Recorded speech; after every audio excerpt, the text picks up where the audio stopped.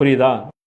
வந்து அசிங்கமாக இருக்கா பில்டிங்கு, பெட்டெல்லாம் ரொம்ப பழசாக இருக்கா, பாத்ரூம்லாம் கிட்ட கூட போக முடியறது இல்லையா, அதையெல்லாம் சரி பண்ணால் போட்ட காசு எடுக்க முடியுமா? Free hospital.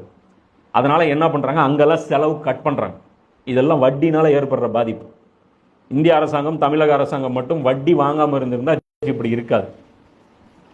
நம்ம ஊர் பஸ்ஸு இப்படி ஓட்ட உடச்சல்ல இருக்காது, நம்ம ஊர் ரோடு இப்படி இருக்காது. புரியுதா? அதே மாதிரி ஒரு ஏழை, அதாவது இவ்வளோ டேக்ஸ் இருக்காது. பெட்ரோல் எவ்வளோ டேக்ஸு? பெட்ரோலுடைய ஒரிஜினல் ரேட்டு 35 ரூபா, டேக்ஸ் எவ்வளோ? 70 ரூபா. 35 ரூபா பெட்ரோலுக்கு 70 ரூபா டேக்ஸ். நான் சொல்கிறது கம்மியாக கூட இருக்கும், இதை விட ஜாஸ்தியாக கூட இருக்கிறது வாய்ப்பு இருக்குது. நான் சொல்கிறது குறைந்த, எனக்கு கடைசியாக ஞாபகம் இருக்கிறது சொல்கிறேன். டபுள் மடங்கு காசு. எவ்வளோ டேக்ஸ் போடுறாங்க தெரியுமா? இதெல்லாம் எதுக்கு போடுறான் டேக்ஸ்? இந்த டேக்ஸ் போட்டால் இவ்வளோ காசு எங்கே போகுது? அந்த யூதர், அந்த முதலாளிகளுக்கு இங்கேருந்து அது போகுது.